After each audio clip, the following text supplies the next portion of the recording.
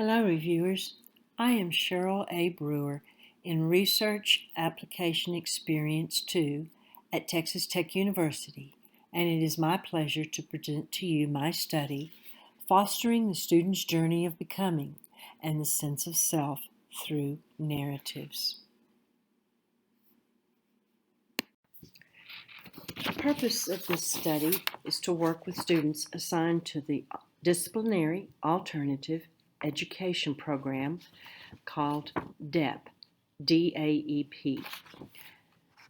Due to the rising numbers of students being assigned to DEPs and the mounting cost associated, this study attempts to find solutions using narrative inquiry to see if the circle of disruptive behaviors that result in DEPs can be reduced by having students write their stories and become aware of their sense of self in an effort to understand their own stories and possibly come to the realization that they can change their story to a more positive direction. This narrative inquiry will be within the framework of critical race theory in the resistance and sociocultural context. The Texas schools are grasping for solutions to halt rapidly increasing rates of students assigned to DEP, especially students of color, being sent to DEP facilities. The students' voices in their narrative writings may be the most important faction among the voices of the educators, administrators, and parents involved in understanding the actual needs the state must address to halt current educational practices that foster the rise of DEP placements.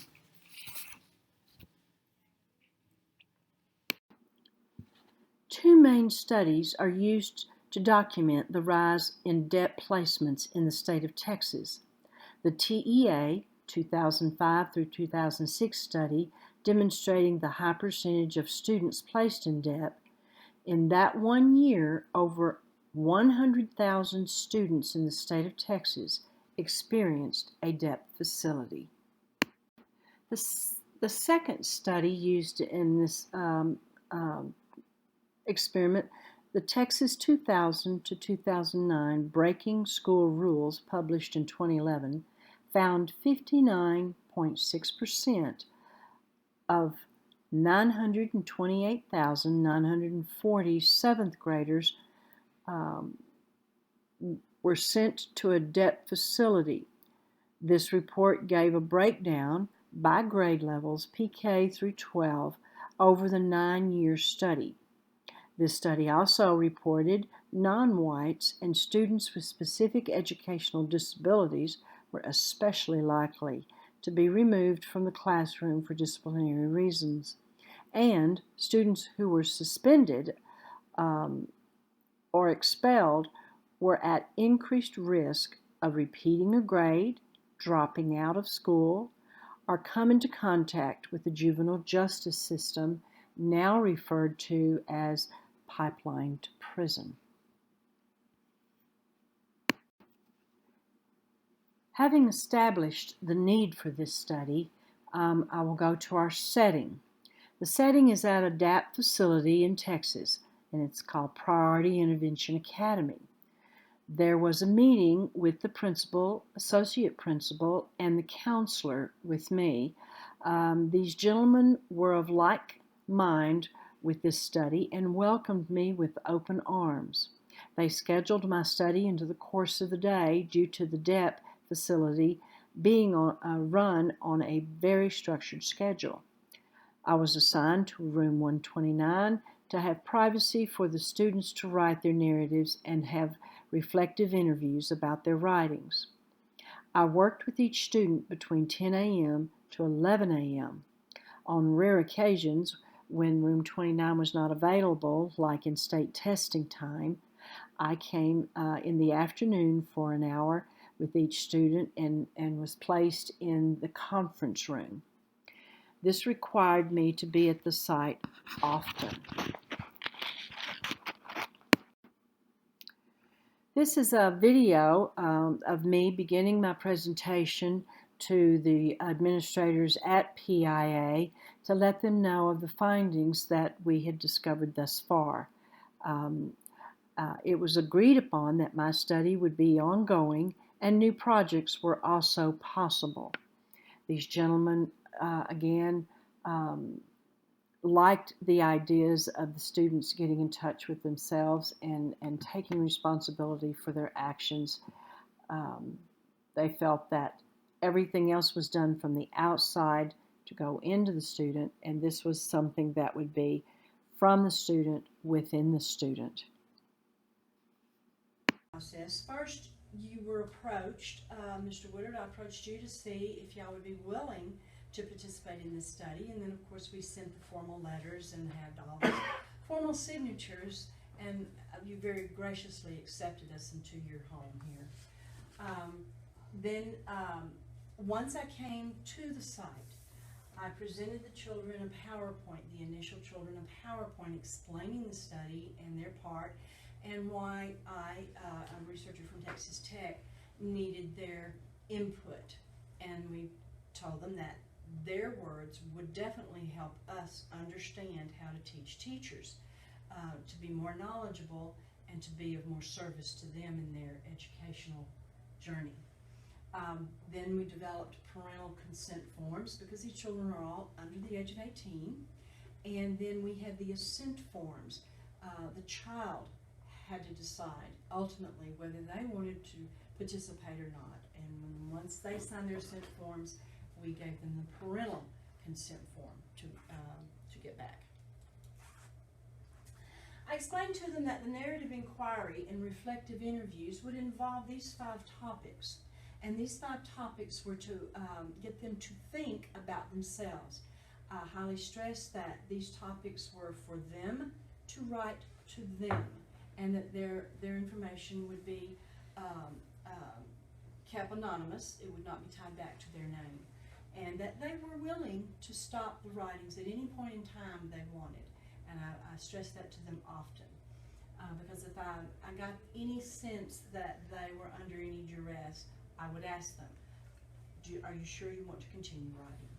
So it was all on a very voluntary basis, and I was very cognizant of that because I didn't want to put the students under any stress or duress during this project.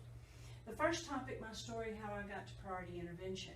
They got to write and tell themselves, what did I do to get me here? And those were very enlightening. I'll go over some of them in a moment. And once they got that into their heads, okay, this is what happened. Looking at their part in it, then they were to write about, is this who I really want to be? How did I do this to me? And to get them to think about that is more reflective. And after each one, I would ask for clarification. If I didn't understand something they wrote or could not read something they wrote, as they told me their story. My recruiting process was incorporated into what PIA calls their intake system. At the beginning of the study, there were approximately 127 students functioning at different levels of the school structure. The students were recruited in an intake meeting. Parents were required to attend the meeting with their student and fill out paperwork to process them into the PIA system. The students were recruited in this intake meeting. Parents were given a parental consent form, and the intake students were given an assent form since they were minors. I then presented a PowerPoint presentation explaining the study. Students and parents could sign the forms at that time or take the consent forms home to think about being in the study. It was made clear at that time that the students could drop out of the narrative writing at any time without any penalty, or that the study would not affect the number of days that they were assigned to the STEP facility. These are the 5 writing topics designed to foster the student participant to think about and reflect on to develop their sense of self-awareness. The first 2 topics were very easy for the student participants to write about. The third topic, however, whom is the real me, took more effort. But this was the point of the study, to get the student participants to look inward and examine themselves and their choices. That could lead to developing a better sense of self-awareness. Writing 4 and 5 for the study came easier for the students. Number 5 reflection reflected that the student showed indications of a brighter future. These 5 writings will be interpreted through the critical race theory from a resistance and sociocultural framework.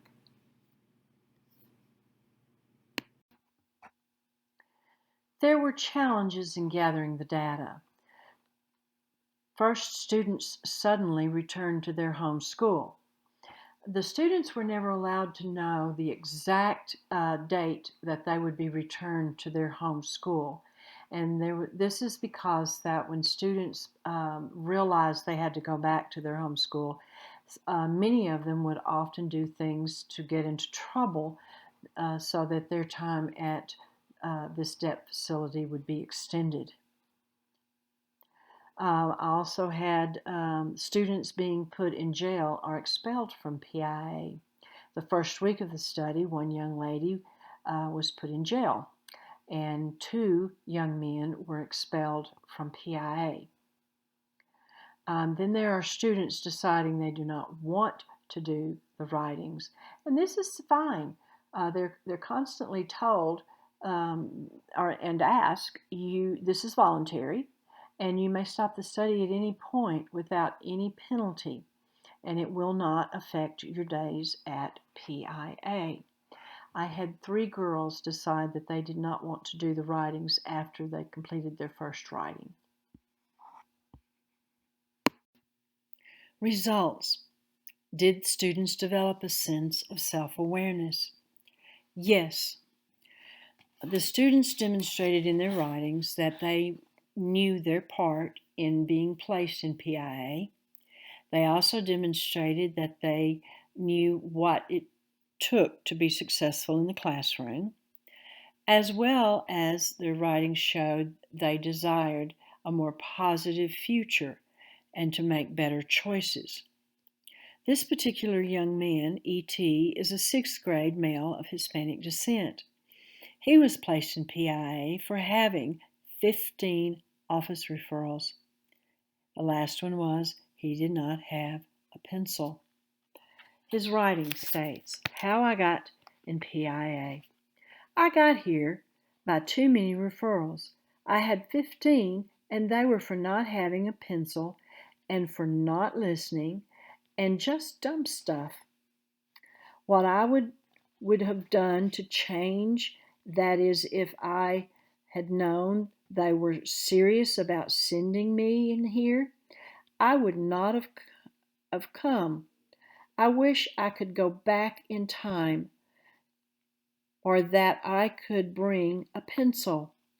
But the thing is that my mom or dad never got in trouble at school. But that's all I do is get in trouble. I do not know why I am like this. I am done writing. So pray for me.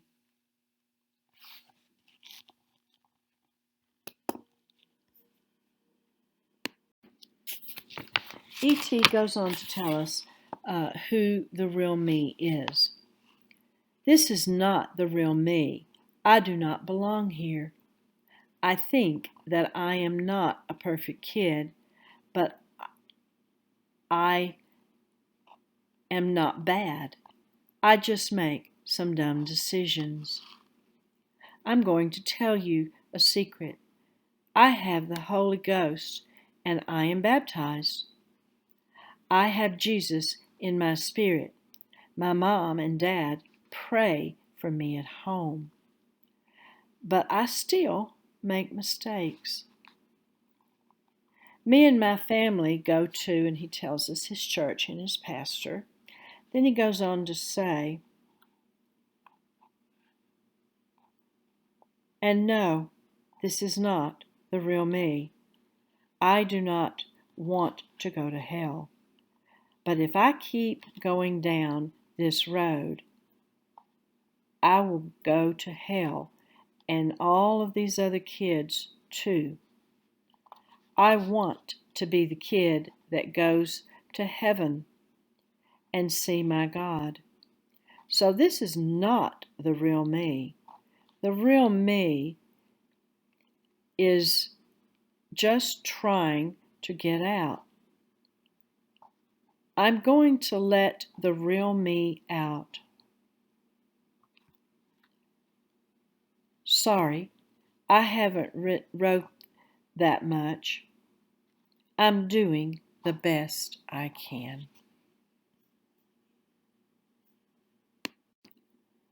Moving to another student, M. He's male, 6th grade, and is in for assault. And in our discussion, I want to share with you some sociocultural influences that he reveals. I say, "Good morning, M. Would you please talk to me about your last writing? What I would have liked to have happened." M says, "Sure. I wish it didn't happen, but it did, and it will again. That's what we do." I say, "You think you will fight again with your younger cousin even if you really don't want to fight?" "Sure.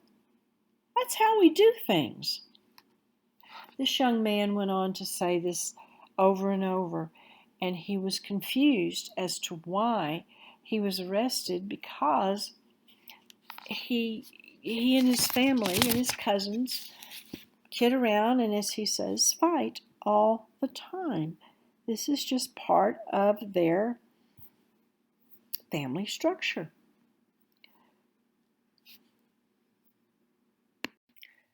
After one of our interviews, M let me know that he was very concerned about going back to his home school.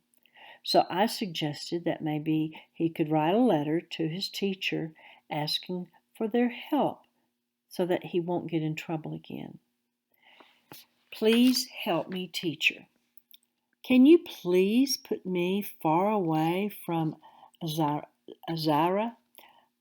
I will go back and be the better person, so I will not hit him.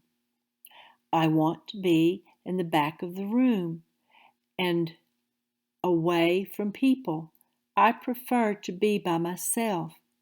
I will do my work, Miss R. I would like to be in the back of the room. I want to be away from people that will get me into trouble.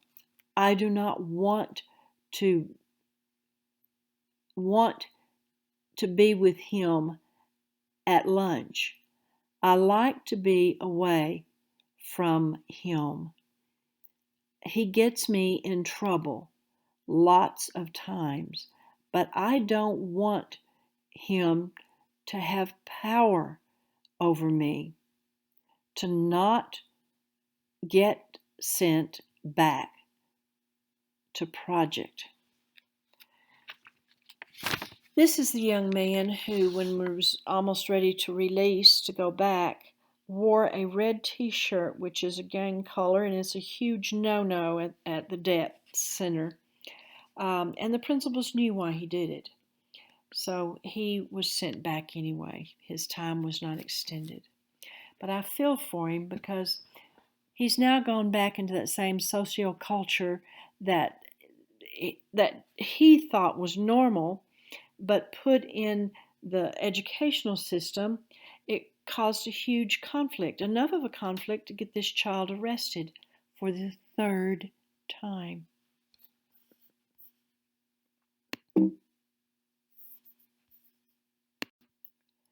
This next student did not finish all the writings. She is a B, female, 7th grade, black, and she was in for fighting.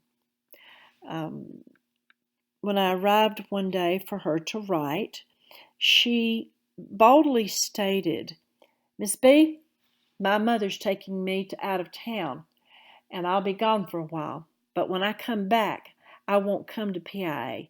I'm going back to my home school, and I'm going to be the same badass that I was before I came, and nobody's changing that." I just stood there, and then she proceeded to get her journal and her pen and go to the back of the room and write. I didn't know what to expect. But then she boldly proceeded to march back to the front of the room, handed me her journal open to her last page of writing, and in a pleading whisper said, "I can see myself on a good path making right decisions.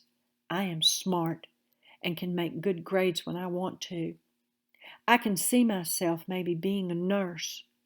Those things are out there.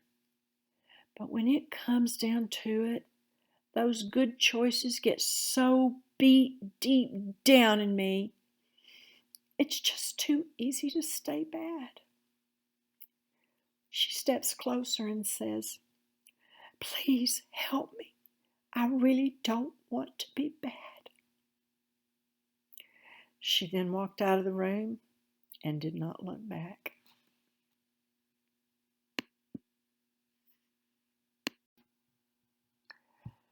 Student ET, Student M, Student EB all reflect the distress of going back into their home school.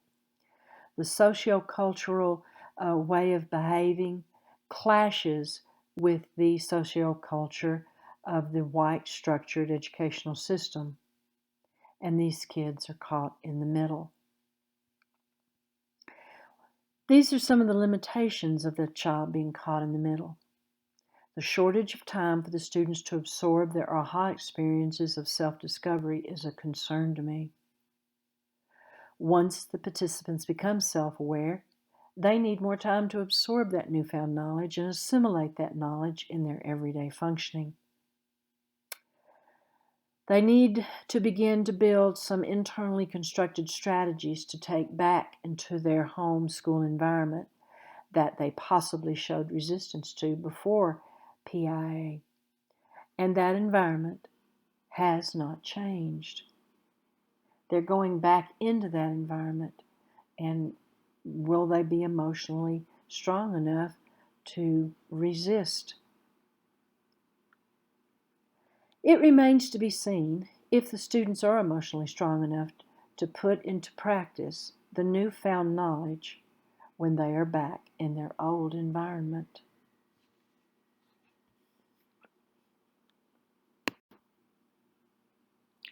Students need more than a sense of self-awareness. In this study, students develop a sense of self in a trusting environment created by the researcher. But the students eventually have to return to their regular school that fosters the situations that got the student into trouble in the first place. Students need scaffolding to help build the emotional maturity to resist old behaviors. Students do not trust the teachers or administrators to protect them. And this is a great concern to me also.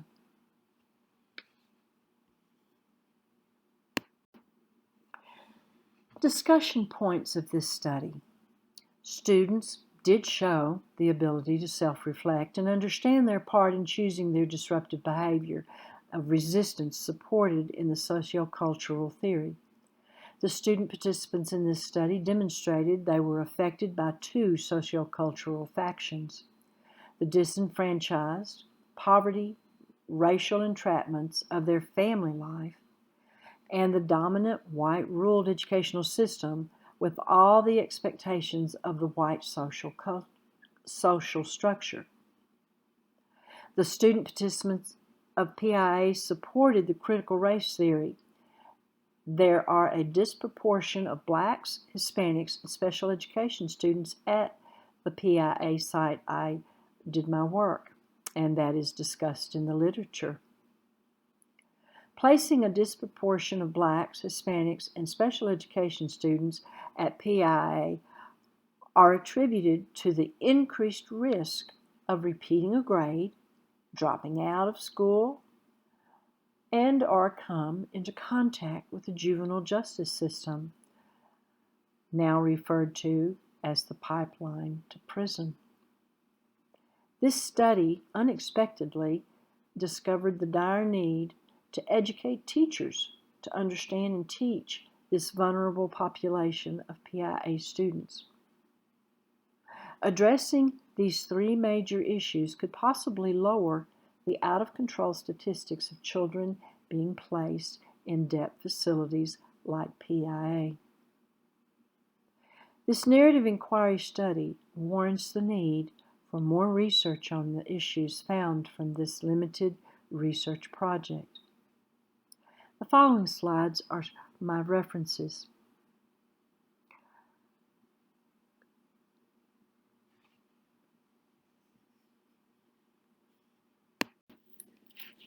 It is my hope, as expressed by Crotty, 1998, by framing this narrative inquiry study in the critical race theory, it will produce more than relating interesting narratives and then continue with the status quo of the off-campus ISS, but to create an awareness that fosters change in educating all of America's youth to equally engage in a positive learning journey.